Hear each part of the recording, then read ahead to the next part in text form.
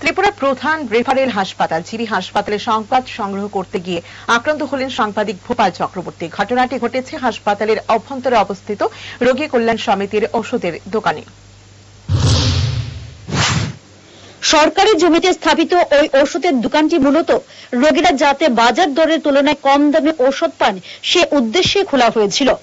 অভিযোগ, বৃহস্পতিবার এক ক্রেতা ওই দোকান থেকে ওষুধ কিনতে গেলে দোকানের ভেতরে উপস্থিত কর্মীদের কাছ থেকে দুর্ব্যবহারের শিকার হন। ঘটনাস্থলে উপস্থিত থাকায় বিষয়টি কভার করতে যান সাংবাদিক ভূপাল চক্রবর্তী। তখনই কাউন্টারের ভিতরে থাকা এক ব্যক্তি সাংবাদিকের হাতে থাকা মোবাইল ফোন ছিনিয়ে নেন। পরে নাম জিজ্ঞেস করা হলেও তিনি নিজের পরিচয় দিতে অস্বীকার করেন। ঘটনাস্থলে উপস্থিত সাধারণ ক্রেতারা পুরো ঘটনার সাক্ষী থেকেছেন এবং সাংবাদিকের সঙ্গে হওয়া দুর্ব্যবহারের বর্ণনাও দিয়েছেন।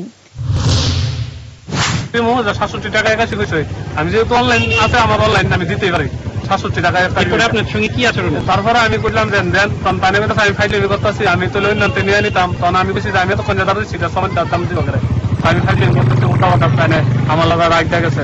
আমার সঙ্গে খারাপ ব্যবহার করছে। এখন তো ওনার লিগেই মানে পরিস্থিতিটা এরকম হয়ে গেছে আজকে।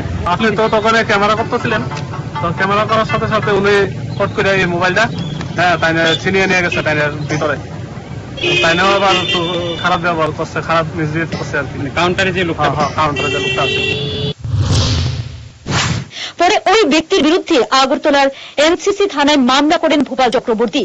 পরে পুলিশ সেখানে গেলে জানা যায় যে অভিযুক্তের নাম তাপস পাল।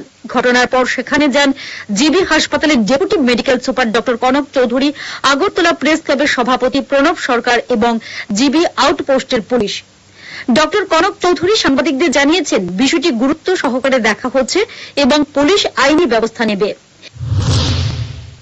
তবে এটা একটা অনভিপ্রেত ঘটনা, মানে একদম আশা করা যায় না। এটা একটা ভুল বুঝাবুঝি থেকে হয়েছে। আমাদের দিক থেকেও যারা এই দোকানের মধ্যে, আমাদের বলতে এই দোকানে যারা আছে ওষুধের কাউন্টারে, তাদের মধ্যে থেকেও যে রিয়েকশনটা দেখিয়েছে এটা মোটেই পাবলিক ফ্রেন্ডলি বলবো না আমি।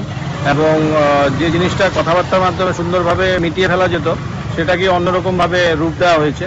তো সেই ক্ষেত্রে সাংবাদিকরা যারা এসছেন, আমাদের প্রণব সরকার দাদা আছেন, আপনারা যারা আছেন, তারা এখানে এসছেন এবং এর প্রতিবাদ করেছেন। পুলিশকে জানানো হয়েছে যেটা সিস্টেম, এটাই এরকম ভাবে করা উচিত। উত্তেজনা তৈরি করে জিনিসটা আইনগতভাবে এগিয়ে যাওয়াই সঠিক এবং আমরা এটার আশা করছি এর শান্তিপূর্ণ সমাধান হয়ে যাবে এবং ভুল বোঝাবুঝি হবে না এবং আশা করি আমরা সুন্দরভাবে যে ভুল ত্রুটিটা।